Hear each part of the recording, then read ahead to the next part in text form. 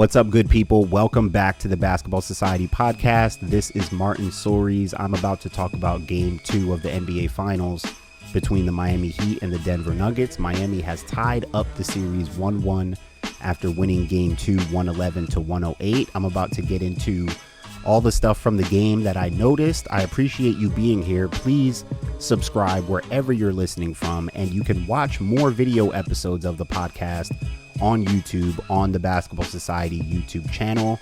Please subscribe and stay tapped in for more episodes. Thank you for being here. Let's get into it. I love Denver, and I love the kind of basketball they play. I love Jokic. They've been the best team all year. They've been the best team in the playoffs. They've been really impressive. They deserve all the credit and praise that they've been getting. I feel like people are making it out to seem like Denver is like this unstoppable juggernaut. And I get why they deserve that praise, to say that they're the best. They have the best player in the series. We all agree on that. A lot of people are going all the way to best player in the league, best player in the world. I'll probably get more into my thoughts on that as we get more through the finals. It's interesting that just people just feel like this is hard to understand why Miami is competing in this series. I mean, so many people felt like Miami didn't have a chance. Like, Denver is definitely going to win. They're clearly the better team. We know they have the best player. But it's why I brought up in my game 1 recap, and I'll probably keep driving this, especially if Miami keeps winning. Miami is the Villanova of the NBA. And for people who don't keep up with college basketball like that, think of it as, it's kind of similar to also saying that, because I've said this about Miami too, I feel like they're the Spurs of the East. Structure, unselfishness, organization. Like, you don't see them turn the ball over a whole lot. The Villanova thing, for me, is a lot about guard play and what I talked about on my last episode with Miami, and just the culture of confidence, particularly when it comes to shooting the ball. So Max Strus, who was 0 for 10 from 3 in Game 1, starts Game 2 hitting a couple threes right away, helps Miami get off to a 10-2 start.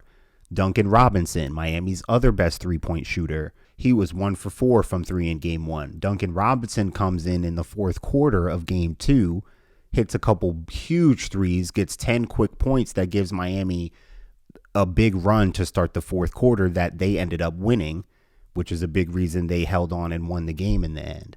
Easy to assume that Miami's two best three-point shooters aren't going to shoot that badly 2 games in a row, unless they're just in a slump or a bad funk, and that's possible. But this is the NBA and this is the finals. So you assume guys are going to be able to bounce back and shoot better and play better. When I think about what Miami has been doing, and when I think about the way they play basketball, their coaching and their personnel and their system, it's a really tough matchup. Because to me, Miami, when I'm looking at the two teams, I'm like, Miami's deeper. And they've got more shooters, better shooters even. More guard play, better guard play. That's the Villanova thing too, is like really sound guard play. Guards that can get paint touches, that can beat you off the dribble, and they can all hit shots.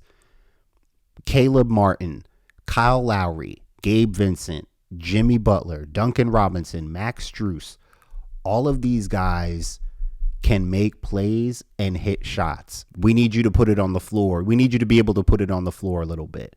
And even if you're not, we need that off-ball movement to just create gravity and action, for DHOs, dribble handoffs, just creating space. Duncan Robinson does that really well for them, and just moving, just floating and creating, gravity. So when I look at the rosters, it's like, Miami has a lot of guys who can come in and contribute, and not just guys, but I mean, like Kyle Lowry is a champion. Kevin Love is a champion.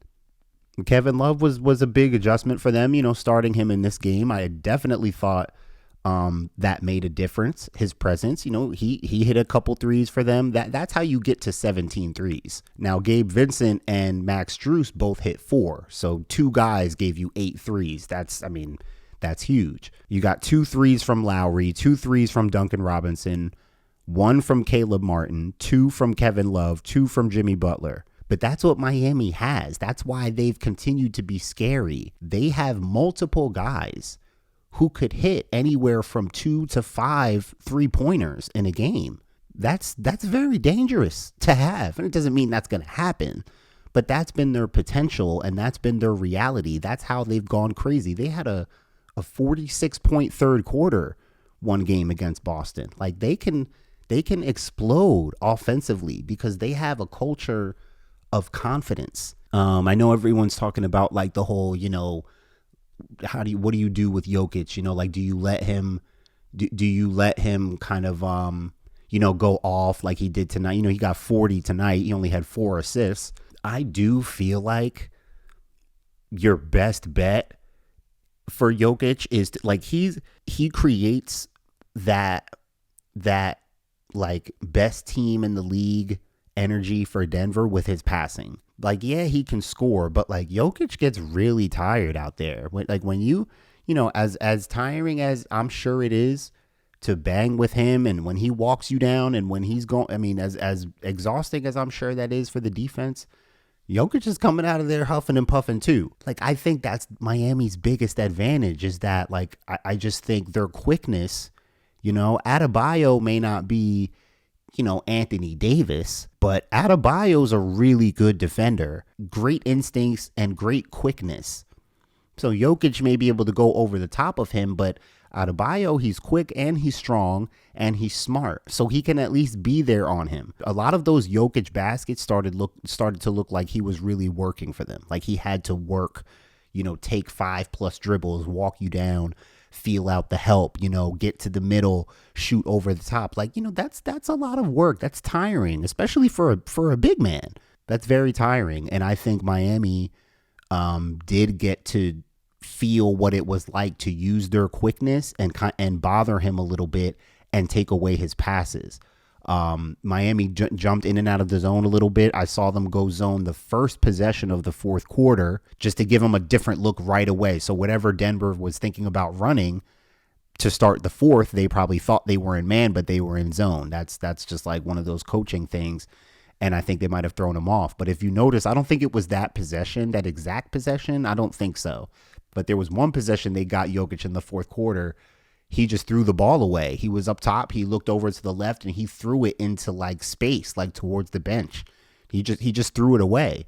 And it was one of Miami's zone possessions. And I thought that was a result of Miami finally, like, I think ultimately they wanted to start playing the pass. They want to take away what makes him that super Jokic that makes the team really hum, which is his passing when he starts finding guys.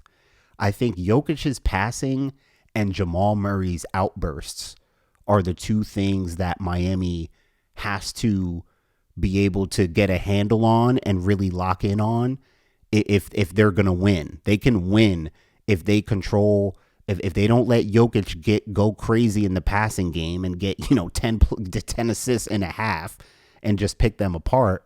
And then I started to really think about this after game one. Like, Jamal Murray is averaging 27 a game in these playoffs. He's been the best guard in these playoffs up to this point. He's averaging 27 a game. Now, he had 18 in this game. It might have been his worst game of the whole playoffs.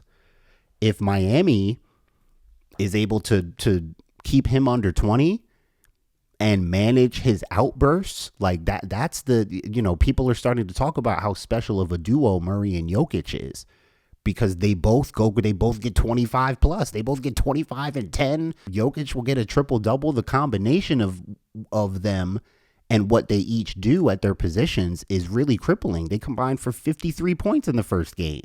I think we're at a point where we all realize, like, Jokic is kind of going to get his. It's kind of on him how dominant he wants to be scoring wise. It's funny. Like, I was watching Jokic talking to Shaq and them after game one, and Shaq asked Jokic, what is your mentality? Like, when do you decide that you're not going to go in and just dominate guys? And, because Shaq is like, I was a scorer. Like, Shaq's only mentality was, how many dunks am I getting to? Am I going for 40 or 50 tonight? Like, that Shaq was a dominant scorer. Like, I'm going to the rim to dunk and to score, like, as much as possible. That was his.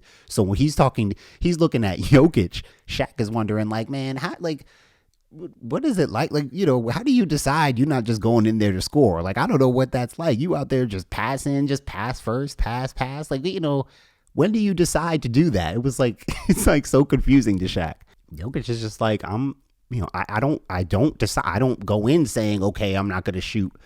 I'm not going to take shots to start the game. Like, let me get my guys involved. He's just like, I just let the game come to me. I do what I feel. I do what I see. If I see scoring opportunities, I might go for that. But, when I see the pass, like, he goes for it. I feel like Jokic is one of those guys that just naturally, he obviously can score. Like, when he puts his mind to score, he can get to a spot and get buckets in all kinds of ways. But I feel like what really gets him going and what he's really naturally looking for first and foremost is the pass. I feel like that's what he feels at all time and is thinking, like, what's the first available pass.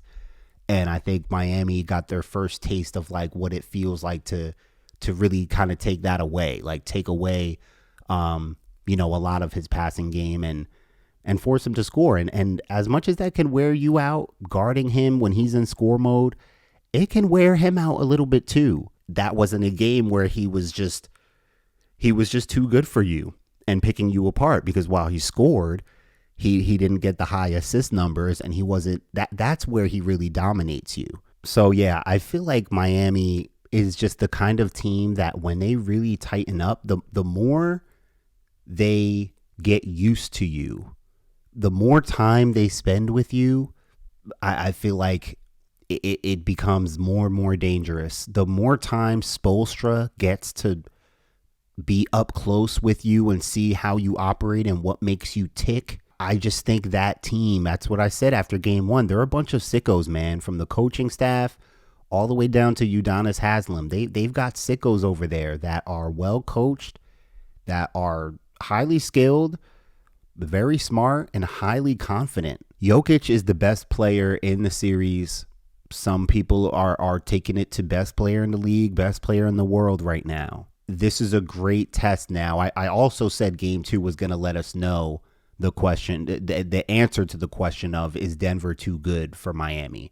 Because I started by saying, it's possible, but I felt like we would find out in this game. If Denver was just too good for Miami, they would have won this game, because Denver could have won this game despite having defensive lapses, KCP fouling 3-point shooters. I mean, Denver had made a lot of bad reads defensively, guarding shooters. Like they really they had a good amount of defensive lapses. But despite that, they lost by 3. They still had a chance to win the game, to send it to overtime in the end. They're still in the game. So I felt like this was a game that was really going to tell us, like, okay, if Denver was just too good for Miami, Denver would have won this game. If that were the case, they could have won this game. Denver is not they're not there yet. They're not, the Lakers of the Kobe Shaq Lakers. They're not the Warriors. They're we can't crown them this great juggernaut just yet. Maybe they do have the better team. I think there's an argument there if you're talking about who's the better team, if you consider all aspects of that. I think this is a really tough matchup. I don't think, like, when the Heat played the Lakers in the finals in the bubble, they lost Goran Dragic in that series, which I felt like really hurt. I mean, I felt like they needed everybody to even have a chance against LeBron and AD. And it wasn't just LeBron and AD. They had Rondo, they had KCP at that time. I mean, that Lakers squad was really well put together. And especially without Dragic, it was just, I mean, even with Dragic, I knew they would struggle. But it was just like, man, I don't know if Jimmy and Bam are ready for LeBron and AD, like Like, that was LeBron. Again, nothing against Denver, nothing against Jokic. He's the MVP. He's the best player in the series. They've been the best team. Like, this whole idea that Miami can't beat them, that they're just too good for them. I wasn't really sold on that. I thought it was possible, but I felt like this game would tell us for sure. And this game told me what I thought was true, that Miami was going to play better. Like, look, Jimmy didn't play that well. Gabe Vincent was their best player. Miami hit 17 threes, but that they hit them being who they were. Like I said, it wasn't like some magical, mystical, onslaught where, Highsmith came off the bench and hit 5 threes. Like, the guys who hit threes for them, they're some of their best shot makers, hit shots for them. And that was the biggest difference from them going from game 1 to game 2. It's like, if they hit a few more shots, they're gonna play better. They're gonna look like a better team. And it wasn't hard to assume that they were gonna do that. Like, this is basketball, a true game of momentum and runs and energy and recovery from game to game, especially in these, game to game series. Like, every game is its own. Bam played well. Bam played really well. He's played really well in both games. And that's huge. Like, Bam being able to get 20, being able to shoot over Jokic at times in the face-up game, the passing he's been doing in the passing game, on those short rolls. He's been finishing. Bam has been huge. Like, and it's not like he's been dominant, but he doesn't have to be. He just has to be productive. And he's been that in some really big spots.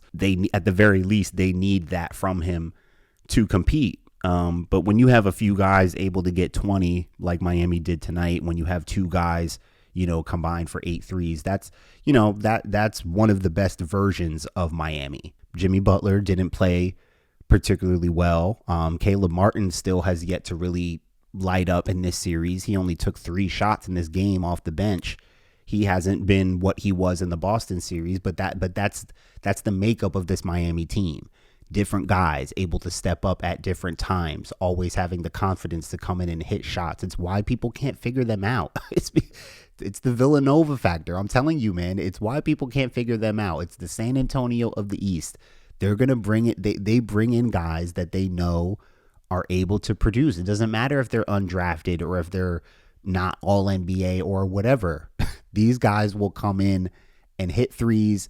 They'll make plays. That's the kind of culture and system they're in. It is tough to deal with and to understand, because they are an 8 seed. They were in the play-in. If Miami somehow pulls this off, this will be one of the most impressive postseason runs of all time.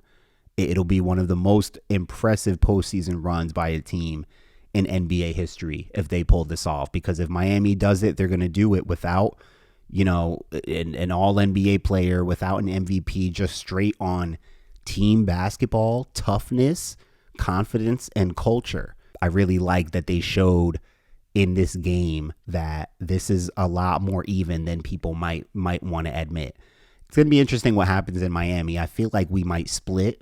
I don't think there's like a huge home court advantage there. I think Denver is more than capable of playing really good basketball on the road, slowing things down, getting back to, Joker playing out of the high post and the pinch post, trying to get back to, their passing game and getting some more easy baskets.